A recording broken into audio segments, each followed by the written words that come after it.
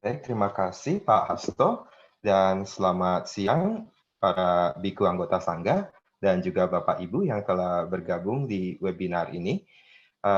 Mohon maaf jika sekiranya nanti Bapak Ibu yang bertanya melalui YouTube, saya tidak bisa melihatnya langsung, nanti akan disampaikan oleh moderator. Dan bagi Bapak Ibu yang bertanya melalui webinar ini, melalui Zoom, tentu saja saya bisa melihatnya. Baik, materi yang akan saya sampaikan hari ini berjudul karakter dan pembelajaran yang baik. Di sini saya menyampaikan juga huruf Chinese-nya yang kira-kira bunyinya adalah Pin Xie Jian You.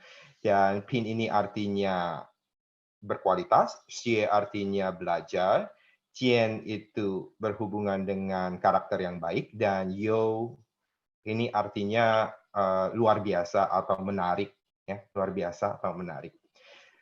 Di dalam sesi ini saya akan membicarakan 4 hal. Yang pertama adalah tentang ide-ide tentang pendidikan karakter, yang kedua teori-teori tentang pembelajaran, kemudian saya lanjutkan dengan 12 prinsip pembelajaran modern, dan bagian terakhir saya akan menyampaikan bagaimana mengaktifkan pembelajaran karakter. Jadi boleh dikatakan sesi saya ini mensintesis apa yang telah disampaikan oleh Biku Jyoti dan juga oleh Pak Suko. Saya mulai tentang ide-ide mengenai pendidikan karakter. Di sini saya menggabungkan pendapat dari para filsuf, para pemikir barat, dan pemikir Indonesia. Jadi saya mulai dengan yang pertama, di sini ada pemikiran para filsuf. Di sini sebenarnya kalau kita lihat, pendidikan karakter ini sudah ada sejak masa lalu. Dan dari sejarah kita sudah bisa belajar dari pemikiran-pemikiran para filsuf. Misalnya saja dari Plato, Plato mengatakan bahwa dalam pembelajaran karakter itu diperlukan mengetahui apa itu karakter dan mempertahankan karakter baik dan mengulangnya dalam perbuatan sehari-hari. Kemudian Aristoteles mengatakan kita perlu menggunakan logika, berpikir dengan baik, dan melakukan apa yang sudah kita pelajari. Kemudian Lao Tzu dari China juga mengatakan kita memerlukan intelijen, memerlukan kearifan atau kebijakan, dan Confucius mengatakan kita perlu berpikir, belajar, dan menghubungkan apa yang telah kita pelajari dan kita pikirkan di dalam perbuatan kita sehari-hari. Jika kita lanjutkan, pada tahun 1909, kita juga bisa melihat ada satu teori dari Montessori yang sampai sekarang juga masih dikembangkan dalam pembelajaran atau sekolah-sekolah Montessori. Di sini Montessori juga mengatakan bahwa pembelajaran dan pembelajaran karakter bisa dikembangkan dengan pengalaman belajar yang dibimbing oleh guru, dan pengalaman belajar ini sangat unik antara anak yang satu dengan anak yang lain dan tidak bisa disamakan. Kemudian John Dewey pada tahun 1916 melalui bukunya Democracy and Education mengatakan bahwa pembelajaran karakter dan belajar secara umum bisa dilakukan dengan pengalaman praktis, interaksi dengan lingkungan sekitar, dan melakukan adaptasi terhadap perubahan-perubahan yang terjadi di dalam perkembangan kehidupan kita. Lalu lebih lanjut pada 1961, pertengahan 90-an, tentu saja banyak di antara kita yang sudah belajar tentang ilmu pendidikan, tahu tentang sosiologi pendidikan dari Emil Durkheim. Dan Emil Durkheim ini menganjurkan tentang perlunya disiplin, otonomi, kemudian berperilaku sesuai dengan harapan masyarakat secara umum, yang kita sebut juga sebagai harapan kolektif. Dan di sini Emil Durkheim juga memperkenalkan suatu konsep di dalam pendidikan di mana ada kata punishment atau hukuman. Belum masuk ke reward di sini karena ide-ide Durkheim ini kemudian banyak digunakan untuk pengembangan sekolah-sekolah militer. Nah, disinilah ada suatu lingkungan pembelajaran tersendiri yang menurut Durkheim ini cocok jika disiplin ini ingin ditumbuhkan, ada punishment yang perlu diberikan bagi orang-orang yang tidak disiplin. Dan lebih lanjut tentu saja setelah itu kita bisa berargumen bahwa teori ini juga perlu disempurnakan. Jadi di sini Durkheim sebagai seorang sosiolog pendidikan juga sangat menjunjung tinggi tentang perlunya aturan-aturan metodologi di dalam pengembangan ilmu pengetahuan. kita masuk ke Indonesia sendiri, Ki Hajar Dewantara pada bagian pertama bukunya yang ditulis pada tahun 1962 mengatakan bahwa untuk bisa mengembangkan pembelajaran yang berkarakter, kita memerlukan kemerdekaan. Tentu saja ini dipengaruhi oleh perjuangan beliau dan kehidupan beliau pada masa kemerdekaan. Kita memerlukan otonomi juga, memerlukan independen, dan guru perlu mendampingi para pembelajar. Nah, di sini Ki Hajar Dewantara melalui salah satu pernyataannya pernah mengatakan bahwa pengaruh pengajaran dan pendidikan adalah memerdekakan manusia secara lahir dan batin. Nah, selain itu, pada tahun 90-an kita juga memiliki tokoh wanita, Kartini. Kartini dalam bukunya berjudul Renungan Tentang dan Untuk Bangsanya, Surat-Surat Kartini, yang untuk pertama kali itu juga diterbitkan dengan judul Habis Gelap Terbitlah Terang, mengatakan bahwa di dalam pembelajaran diperlukan instruksi yang jelas, bimbingan dari guru, dan kemerdekaan.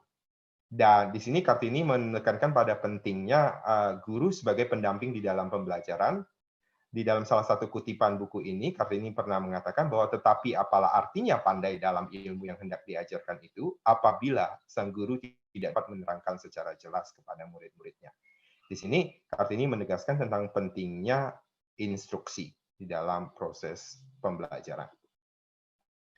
Nah, saya masuk ke bagian yang kedua tentang teori-teori pembelajaran. Jadi, apa yang dikemukakan oleh para pemikir dan para filsuf tadi sebenarnya bisa kita rangkum di dalam 3 teori pembelajaran yang cukup kita kenal. Jadi, teori pembelajaran yang pertama itu adalah behaviorism, yang kedua itu adalah cognitivism, dan yang ketiga adalah constructivism. Jadi, apa perbedaan dari ketiga metode atau ketiga teori ini? Jadi, ketiga teori ini memiliki perbedaan cara pandang terhadap bagaimana kita mengembangkan pembelajaran, termasuk pembelajaran karakter. Kalau di dalam teori behaviorism, itu kita memerlukan stimulus dan respon. Jadi stimulus itu bisa berasal dari lingkungan, bisa berasal dari guru, dan responnya adalah melalui perilaku siswa. Kalau cognitivism itu menekankan pada bagaimana ilmu pengetahuan yang didapat atau diperoleh itu bisa bertahan lama di dalam pengetahuan seseorang dan digunakan kembali ketika diperlukan. Dan pada konstruktivisme kita menekankan pada perlunya berbagi dan kolaborasi di dalam pengembangan pembelajaran. Nah, terkait dengan pengembangan pembelajaran karakter di dalam pembelajaran virtual, di sini saya memberikan beberapa contoh bagaimana behaviorism bisa diterapkan, cognitivism bisa diterapkan, dan konstruktivisme juga bisa diterapkan. Untuk behaviorism, kita bisa menerapkannya dengan cara misalnya memberikan video tutorial pendek yang disertai dengan diskusi. Tentu saja kita juga bisa melakukan yang namanya game-based activities, lalu memberikan kuis, dan memberikan respon terhadap kuis tersebut, karena sekarang kita juga memiliki software ataupun aplikasi yang bisa disertai dengan jawaban terhadap kuis, sehingga mahasiswa atau pembelajar kita juga bisa mendapatkan respon dari kuis tersebut.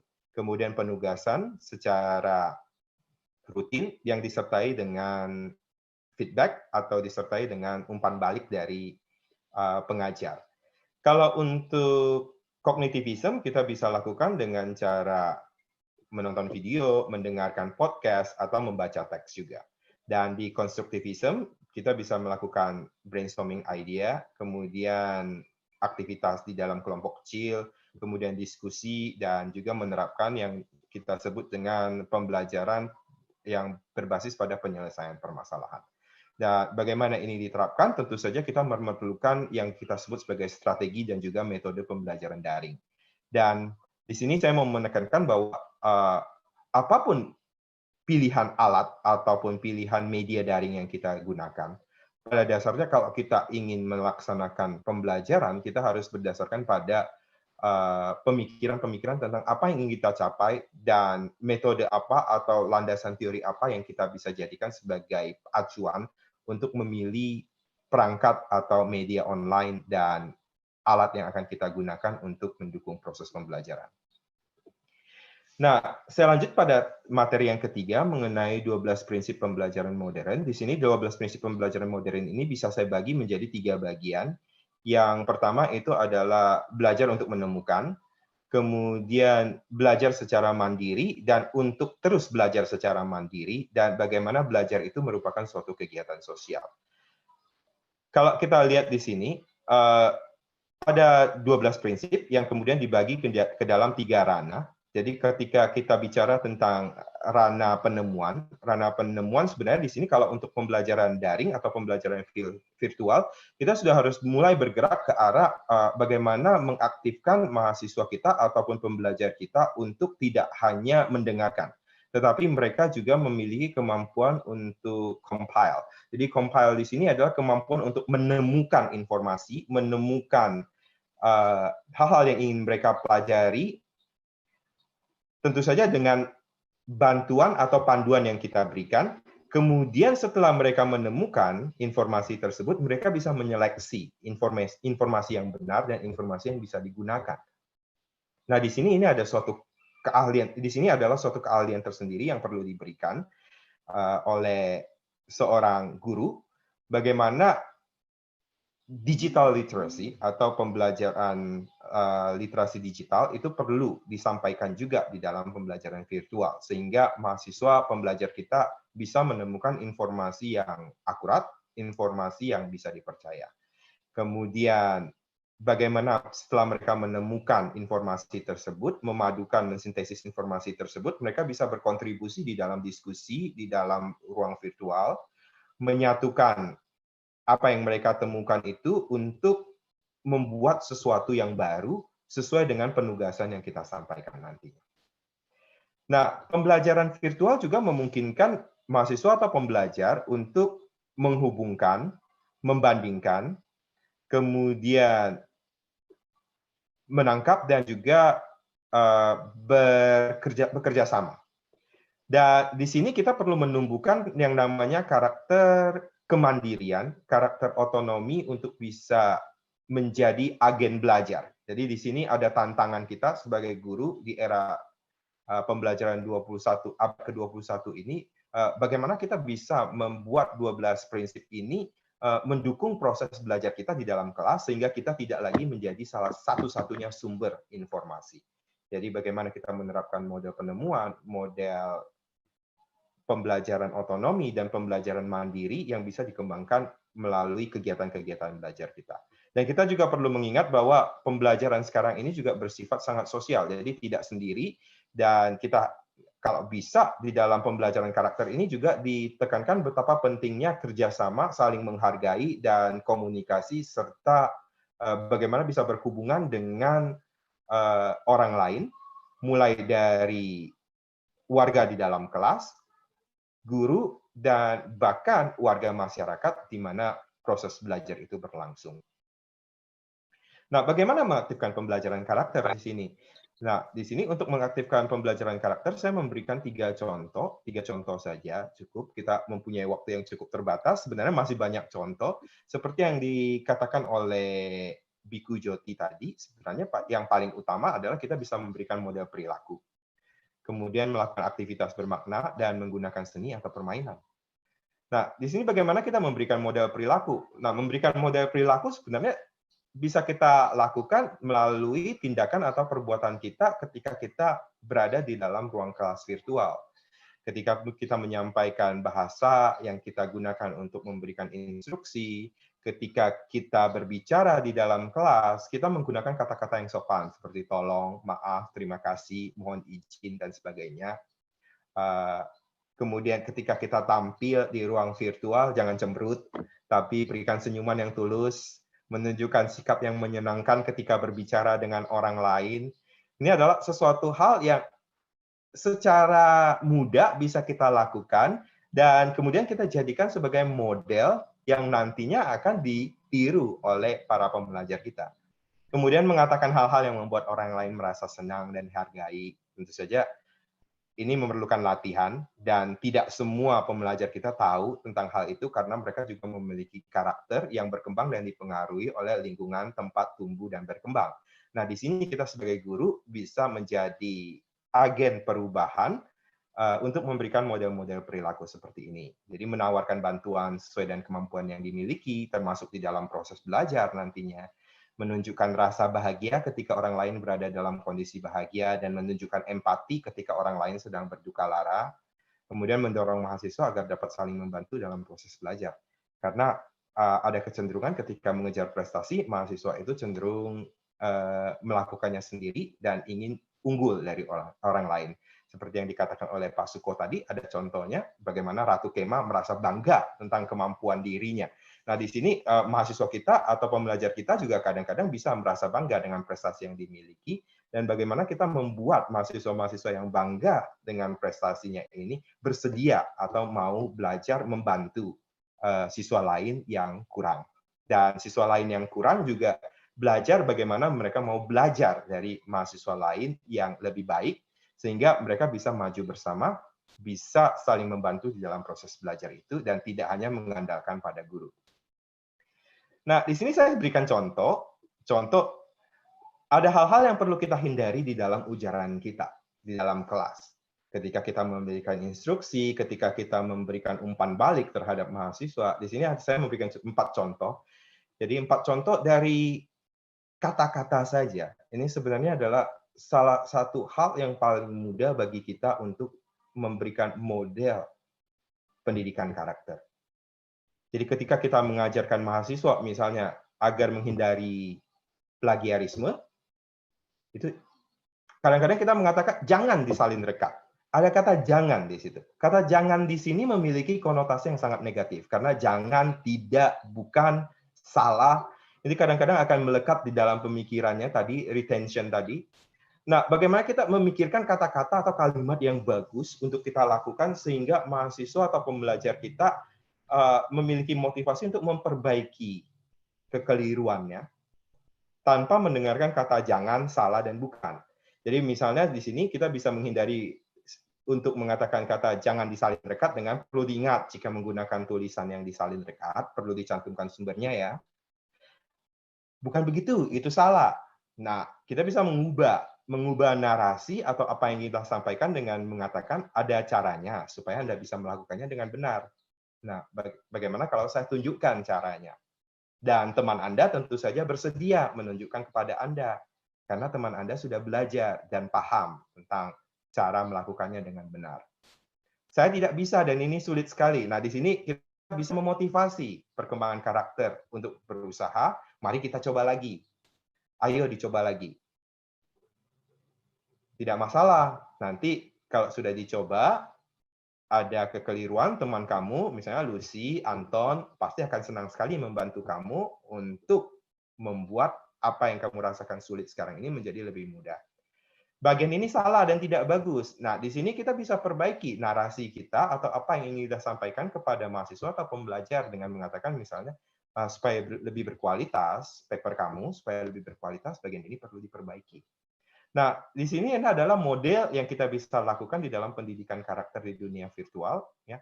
Bahkan tidak di virtual pun kita bisa terapkan dan diharapkan ini bisa terus kita lakukan sehingga kita menghindari kata-kata yang bersifat negatif atau berkonotasi negatif sehingga itu tidak menjadi sesuatu yang menjatuhkan atau mengurangi motivasi pembelajar kita untuk berprestasi atau mencoba lebih baik.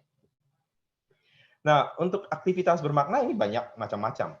Jadi salah satu aktivitas bermakna yang menurut saya bisa diterapkan untuk pembelajaran, misalnya kita membacanya bersama-sama, melakukan anotasi, dan berbagi apa yang kita anotasi tadi. Jadi misalnya kita punya teks. Teks itu adalah mengenai salah satu teori yang kita pelajari di dalam kelas. Nah, bagaimana teks itu kita pahami bersama, memiliki makna yang berbeda-beda bagi satu pembelajar dengan pembelajar yang lain. Nah, sekarang coba secara sendiri-sendiri misalnya digarisbawahi atau di stabilo bagian yang penting. Nah, setelah di stabilo, kemudian setelah digarisbawahi, coba ditunjukkan bagian yang dianotasi. Apakah ada kesamaan antara anotasi antara satu pembelajar dengan pembelajar yang lain? Nah, di sini ketika berbagi, nanti bisa ditemukan bahwa kadang-kadang kita memiliki pandangan yang sama, kadang-kadang kita memiliki pandangan yang berbeda.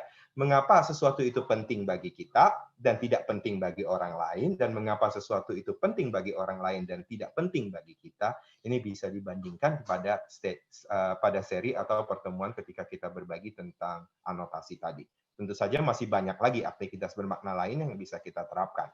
Ini adalah salah satu contohnya. Jadi ketika ada aktivitas membaca, setelah membaca kita anotasi. Dan bahkan sekarang dengan anotasi virtual, misalnya di sini, untuk PowerPoint bisa saya anotasi di sini. Nah, kan bisa dianotasi. Nah, ini adalah salah satu contoh yang bisa kita terapkan untuk pembelajaran virtual. Nah, menggunakan seni atau permainan. Menggunakan seni atau permainan ini juga sangat menarik di dalam pembelajaran virtual untuk menumbuhkan karakter yang baik. Nah, karakter yang baik ini tidak hanya tumbuh melalui kata-kata, tidak hanya tumbuh melalui teks, tapi kita bisa menggunakan banyak metode lain yang sifatnya lebih visual dan grafik. Misalnya saja membuat infografik. Jadi selain membuat PowerPoint presentasi, bisa kita sajikan dalam infografik, dan infografik ini bisa kita minta mahasiswa atau pembelajar itu membuatnya secara bersama-sama. Kalau di tingkat SD, saya lihat sekarang ini banyak guru-guru yang sangat kreatif meminta siswa bekerja sama dengan kakak yang lebih dewasa atau bekerja sama dengan orang tua, membuat gambar, kemudian gambar itu dibuat anotasi di sampingnya dan kemudian di-sharing melalui WhatsApp group. Jadi ini juga salah satu cara yang bisa kita lakukan untuk mengembangkan pendidikan karakter. Jadi ada infografik, menyajikan gambar, kemudian gambar itu dideskripsikan secara singkat, menggunakan gambar atau miniatur yang dibuat untuk menyampaikan pesan. Ini kalau dalam pembelajaran bahasa yang saya lakukan, ini bisa saja kita buat saja modelnya itu dari kertas. Karena mahasiswa atau siswa itu malu biasanya tampil di layar. Nah, sebagai representasinya ketika mereka bercakap-cakap di dalam bahasa asing, ini bisa saja ditampilkan dalam bentuk miniaturnya. Jadi miniaturnya itu dibuat dalam bentuk kertas, misalnya kertas itu dijadikan semacam wayang, kemudian mahasiswa atau pembelajarnya itu menjadi dalangnya, nanti berbicara. Jadi kedua karakter itu. Nah, ini salah satu cara yang juga kita bisa lakukan untuk mahasiswa yang malu misalnya. Kemudian yang pernah saya terapkan juga ini menggunakan topeng. Jadi membuat topeng sederhana. Jadi ketika malu tampil di layar itu bisa saja dibuat topeng yang karakternya lucu-lucu. Kemudian karena saya mengajar bahasa, jadi ini juga salah satu cara yang bisa kita lakukan. Selain menggunakan teks yang tertulis atau diketik, kita juga bisa mengaktifkan bentuk visual, misalnya kaligrafi gambar, kaligrafi, jadi tulisan berwarna, tulisan kaligrafi untuk menyampaikan pesan, dan bahkan kalau untuk pembelajaran bahasa-bahasa asing, kita bisa juga meminta pembelajar itu menggunakan kemampuan seni ini untuk menerapkan pembelajaran kaligrafi ini. Baik, saya mungkin sampai ke penutup. Di sini saya simpulkan saja. Jadi yang telah kita bahas pada hari ini mencakup 4 hal. Jadi pertama itu adalah pemikiran-pemikiran mengenai pendidikan karakter di masa lalu yang masih aktual untuk diterapkan di masa sekarang. Kemudian kita juga melihat pembelajaran yang berdasarkan pada prinsip behaviorism, kognitivism, dan konstruktivism. Kemudian ada 12 prinsip pembelajaran modern yang bisa dibagi ke dalam 3 kelompok, yaitu kegiatan inquiry, self-paced learning, dan social learning. Dan bagian akhir saya memberikan beberapa contoh bagaimana mengaktifkan pembelajaran karakter dengan memberikan model dalam ucapan atau ujaran, aktivitas bermakna, dan penggunaan seni atau permainan. Jadi demikian para Bapak Ibu, sekian presentasi saya. Kita bisa lanjutkan dengan sesi tanya jawab. Terima kasih. Dan saya kembalikan pada Pak Hasto. Terima kasih kepada Bapak Herianto, luar biasa ya. Untuk dua pembicara luar biasa, Bapak Herianto juga luar biasa, sistematis sekali dan padat sekali ya, sistematis, padat. Tentunya ini mengundang banyak sekali ide yang cemerlang yang bisa nanti diterapkan. Dan tapi saya sekarang mengundang para peserta webinar kita untuk mengajukan pertanyaan. Raise hand dulu atau Anda bisa ketik di chat room. Silakan, kita tunggu. Nah, sambil apakah sudah ada yang Pak muncul? Bram, itu tadi ada Ibu Rusmini dan Ibu Oke. Yuri, Miss Yuri Yang. Oh, oke, silakan. Bu Yuri dulu, Bu Rizang dari Sriwijaya ya. Silakan, Bu.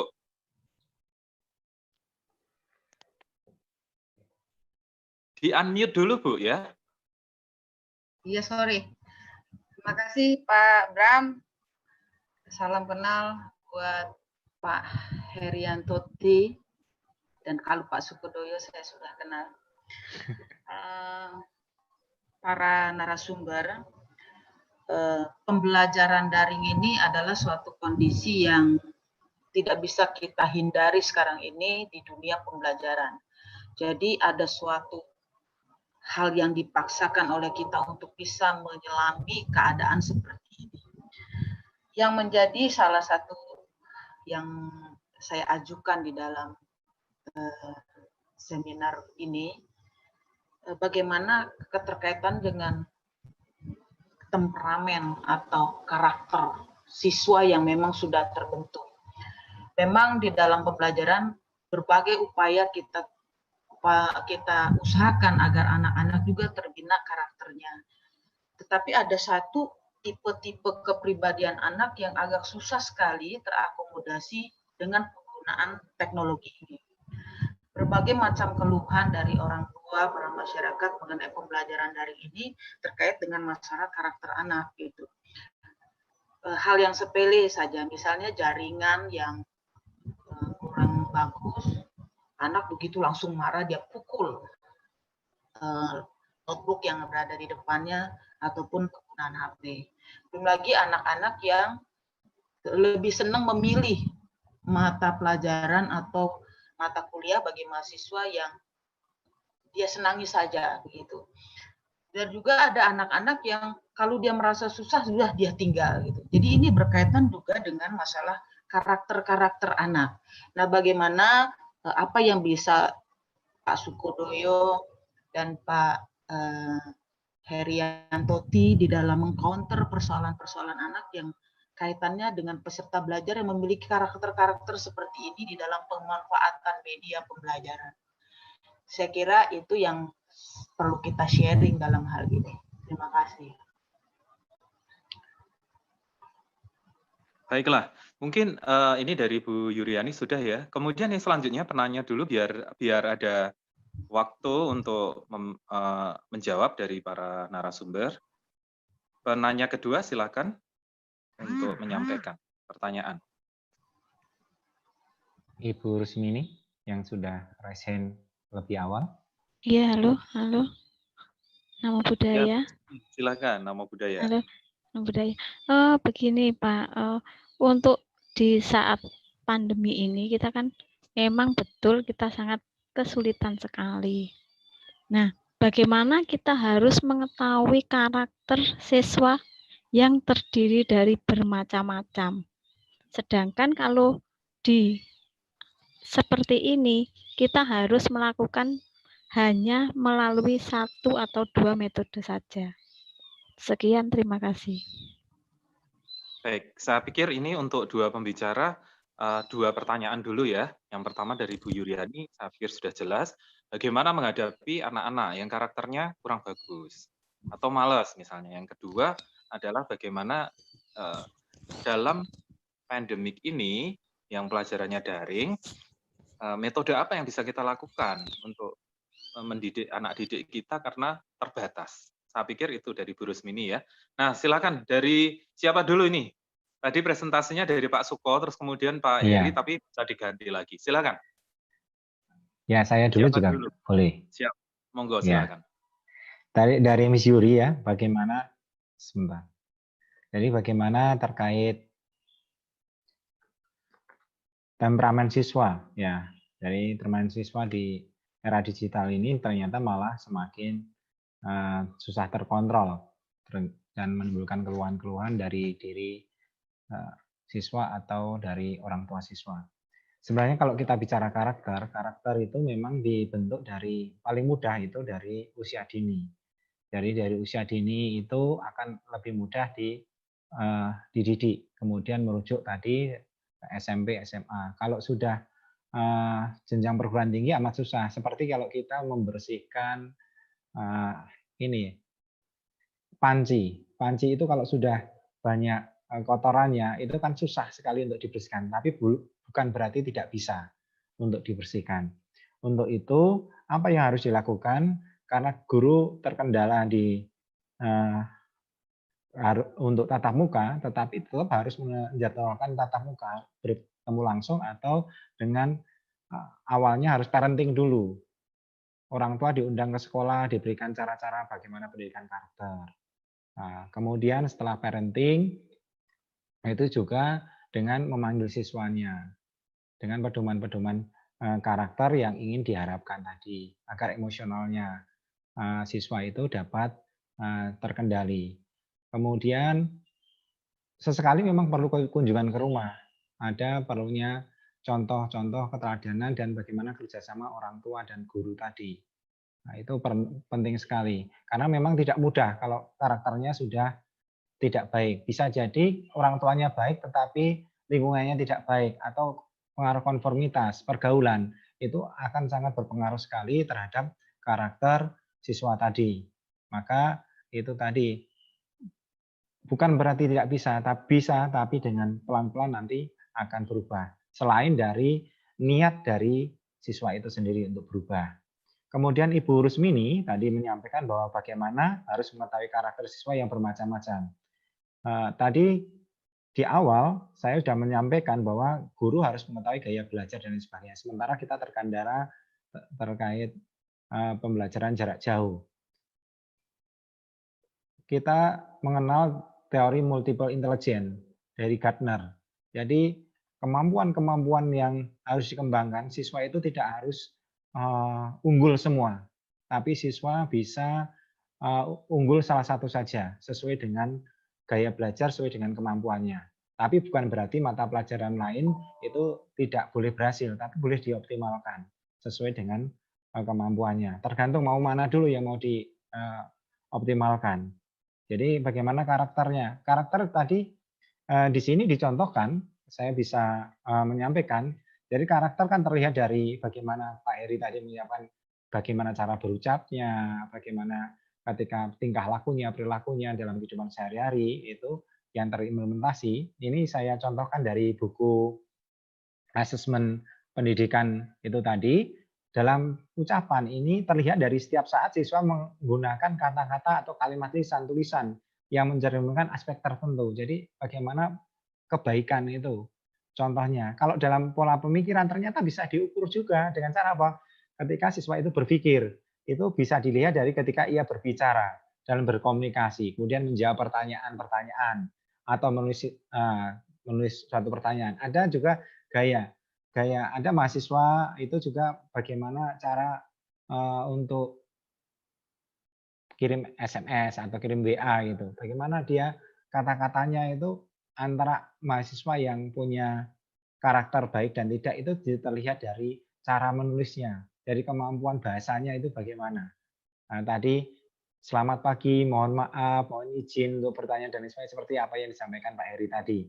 Dalam berbentuk perbuatan, ini perbuatan terlihat dari mimik wajahnya, bagaimana ketulusannya di gerak, berkomunikasi, bekerja sama, kemudian dengan teman, pendidik, pegawai, administrasi, dan orang lain di sekolah. Itu sangat dipengaruhi. Tapi konteksnya ada karakter, jangan banyak-banyak dulu. Kalau ia mau diutamakan jujuran, ya jujur dulu. Nah, tadi Pak Heri sudah menyampaikan, untuk tidak melakukan plagiasi berarti bagaimana caranya? Ya harus bangga dengan karyanya sendiri. Nah, semacam itu dari kejujurannya. Nah, itu maka itu harus bisa membudaya. Itu maka sampai ke pariyati, patipati, patiwedanya. Nah, itu dari saya, nanti bisa ditambahkan oleh Pak Heri. Terima kasih. Saya pikir langsung ke Pak Heri. Silakan Bapak Heri. Ya, terima Dua kasih, penanya Pak tadi. Terima kasih Pak Hasto. Ya, menarik sekali pertanyaan dari Ibu Yuri dan Ibu Rusmini, dan juga jawaban dari Pak Suko sebenarnya sudah banyak ya. Saya hanya menambahkan saja. Untuk pertanyaan Ibu Yuri mengenai mahasiswa yang temperamental. mahasiswa yang temperamental, ini ada salah satu penelitian yang saya kerjakan bersama Ibu Latifah dari STAB Kertarajasa, itu mengenai social emotional learning. Jadi di sini saya juga banyak belajar dari Ibu Latifah tentang social emotional learning dari mahasiswa, yang secara tidak langsung saya juga sudah terapkan. Jadi kalau saya mengajar daring itu sudah cukup lama. Jadi kalau untuk mengajar daring yang sudah cukup lama, biasanya kita bisa mengantisipasi. Jadi mengantisipasi kira-kira karakter anak seperti apa, kemudian kendala-kendala yang dihadapi seperti apa, dan jika perilakunya seperti ini, kondisinya seperti ini, bagaimana saya harus merespon. Nah, bagi sebagian besar Bapak Ibu tentu saja ini merupakan suatu tantangan tersendiri. Tantangan tersendiri karena mengajar daring mengajar daring baru. Pengalamannya belum begitu banyak, sehingga hal-hal yang perlu diantisipasi dari berbagai karakter pribadi ketika mereka berada di lingkungan online dengan berada di lingkungan non-online, tidak online, itu sangat berbeda. Jadi ketika seseorang itu berada di dalam lingkungan online, dia bisa berperilaku yang jauh berbeda dari perilaku ketika berada di lingkungan yang tidak online. Jadi di sini kita bisa tahu melalui mengamati melalui pengalaman-pengalaman kita. Jadi di sini kita sudah bisa antisipasi. Kalau seperti saya biasanya antisipasi yang saya lakukan adalah menunggu waktu yang tepat untuk mengirimkan pesan tentang apa-apa saja yang harus dilakukan oleh mahasiswa. Kemudian mahasiswa di dalam kelas yang kira-kira saya tahu bisa membantu saya untuk mengatasi teman-temannya. Bahkan termasuk misalnya saja siapa-siapa saja ini yang nggak cocok untuk kerja kelompok, gitu ya. Saya harus tahu. Karena saya tidak ingin saya berusaha menghindari misalnya saja yang tidak akur satu sama lain itu dalam satu kelompok. Di dalam satu kelompok itu nanti terjadi perselisihan besar ketika kita melakukan proses pembelajaran. Bukan dalam arti saya ingin menghindarkan mereka untuk tidak saling bertegur sapa, tetapi kita harus mengantisipasi kondisi ini karena kita berada di luar dari jangkauan mengajarkan kepribadian sebagai orang tua. Karena kita mengajarkan kepribadian, pengembangan kepribadian sebagai guru di dalam ruang lingkungan kelas yang punya batasannya. Nah, di sini ada hal-hal yang kita perlu antisipasi, kita perlu tahu antara mahasiswa yang satu dengan mahasiswa yang lain, mana yang hubungannya antara satu dengan lain kurang baik, ini kita perlu telusuri dulu. Kita perlu tanyakan dari, misalnya kalau di Tiongkok itu ada ketua kelasnya. Kemudian kalau untuk mahasiswa yang temperamental, kita sebagai dosen, kita usahakan kita hadir untuk mereka, walaupun kita tidak bisa memuaskan seluruh pertanyaannya, memuaskan seluruh kekesalannya, tapi jangan sampai kita terbawa suasana untuk ikutan kesal. Itu saja yang perlu kita pahami. Kemudian dukungan dari teman, jadi dukungan dari warga kelas. Kita perlu jaring itu siapa-siapa saja di dalam kelas yang punya potensi untuk bisa membantu kita untuk mengatasi masalah-masalah teknis ketika kita menyelenggarakan pembelajaran virtual. Nah, di sini dengan melakukan antisipasi seperti itu, kita bisa menghindari atau meminimalisir, setidaknya meminimalkan karakter-karakter yang tidak kita harapkan. Nah, untuk pertanyaan Ibu Rusmini mengenai bagaimana kita mengukur atau mengetahui karakter anak, sementara yang kita lakukan ini sangat terbatas. Nah, pendidikan karakter ini kan sebenarnya tidak menjadi tolak ukur utama di dalam pembelajaran kita di kelas. Bagaimanapun pembelajaran kita di kelas itu kan sebenarnya yang lebih utama itu adalah konten, tetapi tentu saja kita mengharapkan konten kita itu tercapai dengan adanya karakter yang baik dan mahasiswa juga bisa mencapai pembelajaran konten dengan memilih karakter yang paling baik. Nah, di sini pembelajaran karakter yang kita harapkan ini adalah adanya perubahan perilaku. Minimal kita bisa mengamati adanya perubahan perilaku. Misalnya dari siswa atau pembelajar yang temperamennya itu sangat tinggi, kalau ada penurunan temperamen, dari yang sangat tidak sopan menjadi lebih sopan, itu adalah suatu perubahan yang bisa kita amati dan bisa kita ukur dan bisa kita evaluasi mengenai apakah pembelajaran yang kita lakukan di kelas ini berhasil dari segi pendidikan karakter atau tidak. Jadi kita tidak bisa membalikkan telapak tangan, tetapi kita bisa mengurangi atau menghindari hal-hal yang tidak berkarakter baik tadi. Dan kita bisa mengarahkan anak yang tadinya memiliki karakter yang katakanlah seperti kata Pak Suko tadi, panci yang sangat kotor tadi, setidaknya kita bisa cuci sedikit demi sedikit menjadi lebih bersih. Baik, mungkin itu yang bisa saya sampaikan. Terima kasih, luar biasa jawabannya. Ini masih ada satu pertanyaan dari Romo Toto Tejamano dari Jogja untuk dua pembicara. Itu begini, kebiasaan kalau anak memegang HP itu kecenderungannya adalah emosional, suka marah-marah. Nah, apakah ada cara untuk mengatasi hal ini, pendidikan karakternya? Apakah perlu menerapkan reward and punishment kepada anak? Ya, ini Pak Heri dulu atau saya dulu yang jawab? Ya, silakan. Maaf, Pak Dijawab Hasto, dengan singkat, padat, jelas. Ya. Gimana, Bapak Heri? Ini ada pertanyaan, Pak Heri? Oh ya, langsung saya dulu aja Mungkin ya. Pak Suko. Baik, Pak Toto, itu salah satu Romo Toto Tejamano itu salah satu alumni saya di Indra, yang produktif menulis juga. Terkait pertanyaan Bapak, yang tadi kecenderungan siswa atau anak itu bermain HP, kemudian menjadi emosionalnya malah semakin meningkat, tidak sabaran dan sebagainya. Ini memang sudah ada penelitian psikologi dari sudah beberapa tahun yang lalu, ada penelitian memang salah satu dampak teknologi dari gadget atau dari gawe itu ya seperti itu. Maka mereka perlu apa?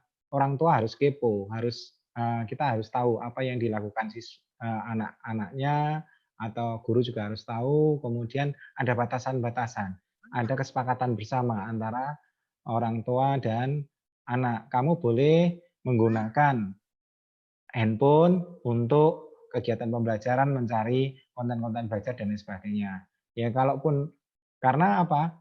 Kalaupun mau belajar atau mau game itu boleh, tapi ada beberapa waktu saja.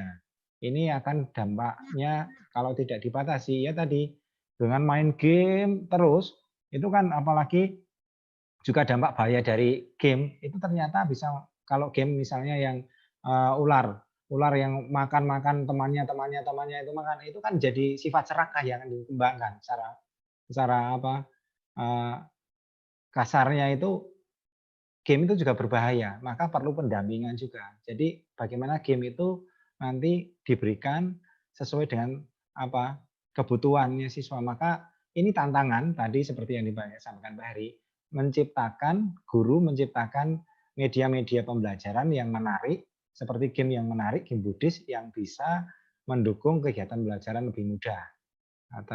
Apakah perlu reward and punishment?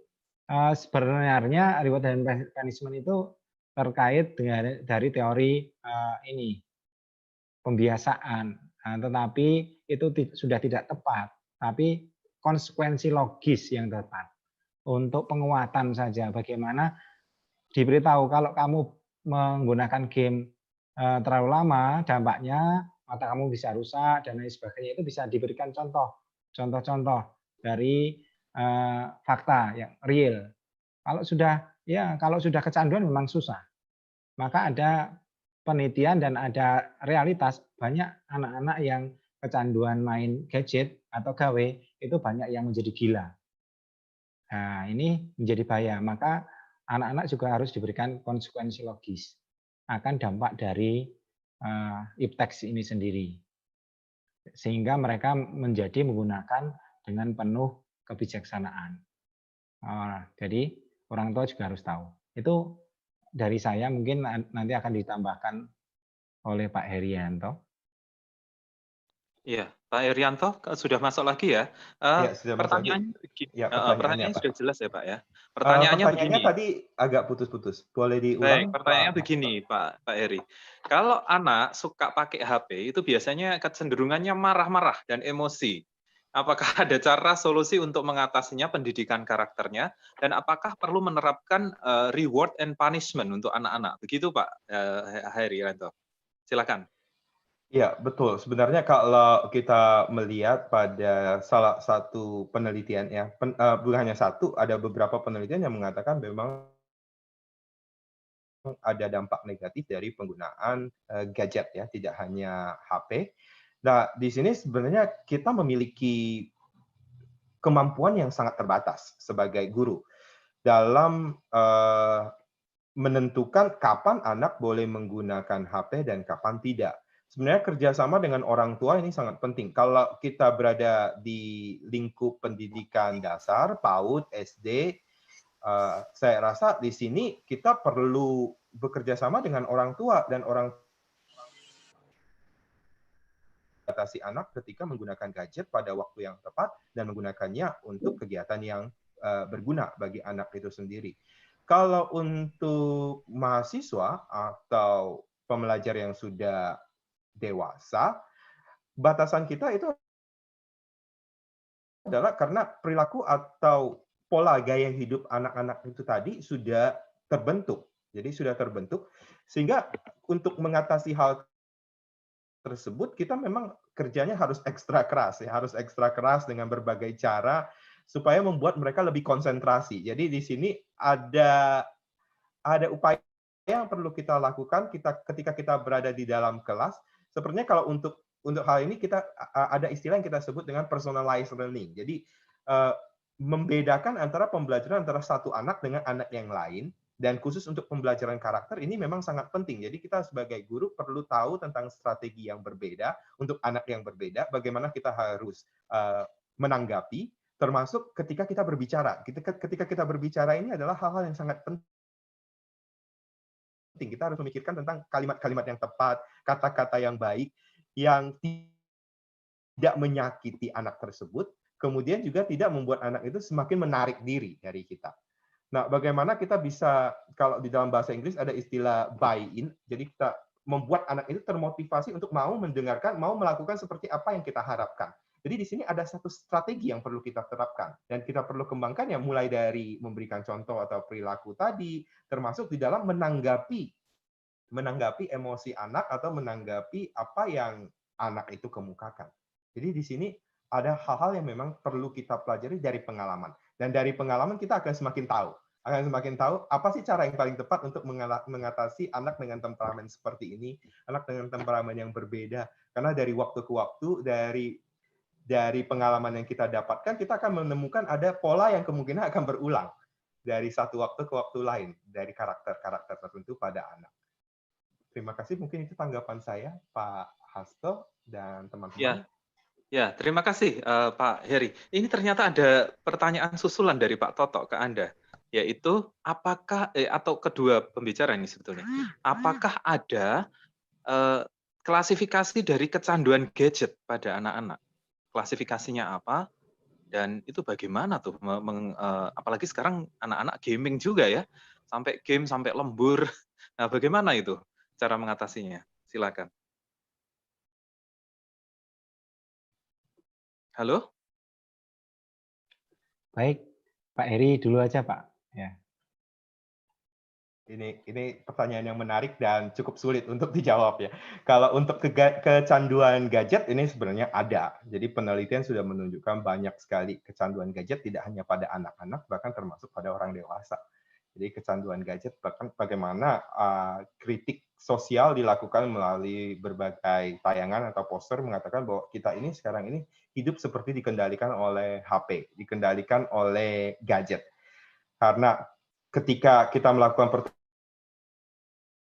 pertemuan sosial, misalnya sedang duduk bareng teman, ngobrol, tapi pada main HP sendiri, misalnya. Kemudian tidak ngomong satu sama lain, tapi sibuk dengan HP, padahal berada di dalam ruangan tersendiri. Bahkan ada penelitian dari Shirley Turkey itu mengatakan bahwa kita alone together. Jadi kita sebenarnya berada dalam lingkungan diri kita sendiri, tapi kita berada di dalam lingkungan yang sama. Misalnya ketika kita menghadiri suatu konferensi, atau kita menghadiri suatu event, di mana kita bersama, tetapi kita sibuk sendiri dengan gadget. Nah, di sini ini ada tingkat kecanduan yang memang sudah tidak hanya ada pada anak, tetapi juga terjadi pada orang dewasa. Dan untuk mengatasi hal seperti ini tidak mudah sebenarnya. Kalau untuk anak-anak, di sini kita perlu kerjasama dengan orang tua. Jadi pembatasan waktu penggunaan, jadi penggunaan pada waktu yang tepat, kegiatan-kegiatan yang berguna. Tapi kalau untuk orang dewasa kan susah. Paling pembatasannya adalah kalau terjadi misalnya kuotanya habis. Kuotanya habis, mungkin itu otomatis gadgetnya akan berhenti. Nah, di sini kita mungkin bisa memberikan pemahaman. Jadi ketika Anda memerlukan kuota, ketika Anda memerlukan kuota untuk belajar dengan kuota untuk bermain game, jadi pilihnya yang mana gitu ya. Jadi pilihnya yang mana. Jadi di sini kita bisa memberikan kesadaran mungkin dari perbandingan-perbandingan seperti itu. Ini memang agak sulit untuk ini. Mungkin Pak Suko punya jawaban yang lebih baik gitu. Terima kasih. Baik, tambah menarik ini diskusinya. Pak Toto memang sudah disampaikan seperti apa yang disampaikan Pak Heri. Memang banyak penelitian baik di luar dan di dalam negeri terkait dampak-dampak dari gadget itu tadi ataupun gawai. Dan itu ada kriteria-kriterianya. Nanti bisa dicari sendiri. Tetapi ada yang sedang, ada yang terlalu tinggi, seperti sampai dia tidak tidur untuk bermain game, itu berarti kecanduannya sangat tinggi sekali. Untuk rendah harus setiap hari main game 1 jam dan lain sebagainya. Itu kan kalau tidak main game kayak tidak happy dan lain sebagainya. Ini kan menjadi contoh-contoh kecanduan. Dan itu memang tadi sudah disampaikan Pak Heri juga, ada kerjasama dari orang tua, guru, dan komunitas sebenarnya. Teman belajarnya juga harus diajak, orang tua juga harus tahu siapa saja yang belajar dengan atau main bersama putra-putrinya, juga harus diedukasi. Kalau tidak nanti akan tambah menjadi-jadi. Ini kan dampaknya tadi secara emosional, malah banyak karakter buruk yang akan ada pada diri siswa tersebut. Nah, karena apa? Yang diharapkan dari pendidikan karakter ini sebenarnya siswa itu tidak hanya cerdas, tapi juga perilakunya baik. Nah, endingnya itu yang diharapkan. Terima kasih Pak Toto atas pertanyaannya. Terima kasih untuk kedua pembicara, dan kita applause dulu yang kenceng. Nah, secara virtual. Nah, para peserta webinar, para biku, anggota sangga, sebetulnya menarik sekali ya. Materinya sudah bisa Anda download nanti karena sudah di-share untuk para peserta webinar. Nah, padat sekali dari mulai Pak Suko sampai Pak Herianto ini jelas sekali ya, sangat sistematis, dan semoga nanti bisa kita pakai di dalam tugas kita, terutama para guru nanti pendidikan ke anak-anaknya. Yang menarik itu tadi loh, ternyata ada masalah yang masih tersisakan, yaitu bagaimana dengan gadget. Mungkin ada pembatasan waktu, karena itu terjadi di mana-mana. Anak-anak itu sekarang pakai gadget sampai malam, punya teman main gamenya gitu loh. Nah, ini ada satu lagi, bagaimana ini? Dari Bante, ada pertanyaan, apakah masih diizinkan? Apakah kepada Bapak Herianto ini dari Bante, bagaimana cara membangkitkan dan mengubah anak-anak ketika belajar daring atau berbicara di grup suka mengeluarkan kata-kata yang tidak baik, sehingga membuat guru dan teman-temannya jengkel? Ini Pak Herianto, silakan, mungkin singkat aja Pak. Kita menanggapinya dengan kata-kata yang baik. Jadi di sini saya rasa sesuatu yang kurang baik, kita tanggapi dengan kata-kata yang baik. Jadi jangan ikutan jengkel. Itu satu hal yang paling penting. Kita tanggapi dengan kata-kata yang baik. Kemudian kita jelaskan bahwa kata-kata tersebut memiliki makna yang kurang baik. Kata-kata tersebut bisa menyakiti hati teman kita. Jadi kadang-kadang sesuatu yang kita anggap sebagai gurau atau guyonan itu bisa saja menyakiti hati orang karena kita memiliki perasaan yang berbeda. Jadi di sini hal-hal yang sangat penting sebagai seorang guru ya memang di situ. Kita mampu menanggapi sesuatu tanpa ikutan emosi, tanpa ikutan mengeluarkan kata-kata yang tidak baik, tapi bagaimana kita mengubah sesuatu yang tidak baik itu menjadi sesuatu kata yang baik dan menyampaikan, memberi informasi kepada anak tersebut bahwa hal itu tidak baik loh. Sebenarnya itu bisa menyakiti hati orang lain. Karena kadang-kadang anak itu tidak sadar karena dikira itu hanya gurauan. Ya, dikira itu hanya gurauan dan gurauan itu dianggap pantas. Padahal itu bisa menyakiti. Termasuk di sini kalau kita bicara tentang kesetaraan gender misalnya, kadang-kadang ada hal-hal yang tertentu oleh kelompok siswa putra atau mahasiswa putra itu merasa itu sesuatu yang layak untuk diucapkan, tetapi di sini secara umum bagi mahasiswa putri ini adalah sesuatu yang bisa merendahkan martabat, gitu kan? Jadi di sini kita perlu memberikan pemahaman kepada anak tersebut tentang hal tersebut. Baik, mungkin itu yang bisa saya sampaikan. Oke, terima kasih Pak Eri. Itu ternyata dari pertanyaannya Ibu Sunarti. Ya, Baik, sebetulnya sangat menarik ini, tetapi kita terkendala waktu, bagaimana ini?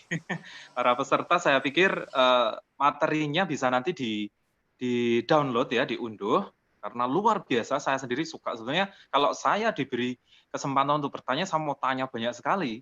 Bagaimana tentang 3 model, 12, terus kemudian, implementasi modelingnya untuk anak-anak kita itu menarik sekali. Kemudian Pak Suko yang dari Ki Hajar Dewantoro, yang 3 Ngo dan sebagainya. Tapi nanti saya pikir para pembicara ini boleh dihubungi secara personal ya oleh para peserta webinar, sehingga ilmunya itu didanakan, tidak hanya untuk dipakai sendiri. Saya pikir itu karena menurut saya luar biasa, isinya padat, bernas, dan mencerahkan sekali. Saya aja bersemangat sekali ini ya. Tetapi baiklah, nanti semoga ini akan ada lagi dan lagi dan lagi dengan pembahasan yang lebih bagus lagi, dan ini luar biasa menurut saya. Terima kasih untuk Pak. Terima kasih untuk Irianto jauh-jauh dari China, bisa dengan jelas sekali sampai ke Indonesia ini, dan para peserta webinar semua, termasuk temannya Pak Heri, Bu Latifah juga hadir, dan semuanya. Terima kasih sekali sudah mensukseskan acara ini, dan luar biasa yang pasti kita extracting the main point dari sini dan untuk keberhasilan pembelajaran kita, karakter maupun virtual.